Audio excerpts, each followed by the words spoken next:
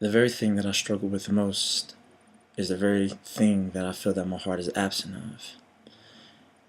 However, throughout every storm of my life, I have been pushed to embrace something that is executed without prejudice and equal despite the situation. And the most important thing is it ultimately requires a sacrifice. In the Bible, the Apostle John wrote about how John 3:16, how God so loved the world that he gave Jesus to the world to save the world. And the amazing thing about it is God loved the world and knew that the world was jacked up, but still loved us beyond our flaws. And in Andrew Solomon's Love No Matter What TED Talk, he is really hitting the nail on the head uh, when he's talking about how these families are taking these children with these imperfections and still loving them despite of their imperfections. Uh, in the Real Delivery, President as Yourself, there is a acronym by the name of PUNCH. And there are certain strategies that he used within the first 1 to 5 minutes of his presentation. And one of them are the personal. He used personal when he talked about himself, and him and his mother kind of going back and forth with the different types of color balloons that he wanted.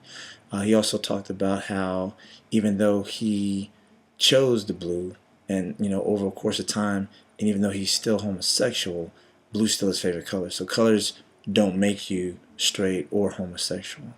He also talked about this dwarf whose mom was more concerned about his ability to blend in and mingle in society as a regular person, and how through the course of time he ends up at a bar and she freaks out, and it's just a really crazy story. But he used a lot of humor.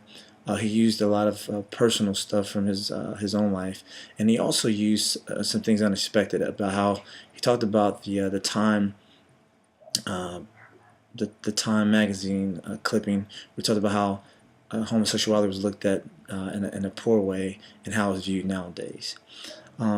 As far as his delivery, according to the Real Delivery, Presented as Yourself slide, to me he was very poised. He was very confident about what he was talking about. He seemed to really be speaking from the heart, and uh, the way he dressed was just on point. I don't think that he had anything on that stage that was really distracting from his presentation or the points that he was trying to get across.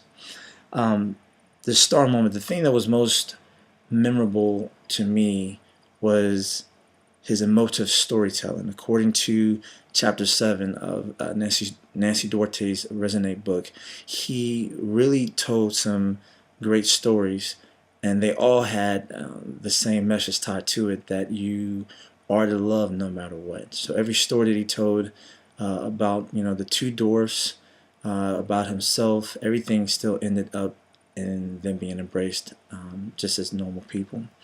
One of the 10 Commandments that he talked about, not that he talked about, but that he followed, was that he didn't read a speech. He went up there and he eloquently spoke about his topic for a few minutes. I want to say around about 20 minutes. And it was just amazing that he never missed a beat on it. I mean, it was just amazing.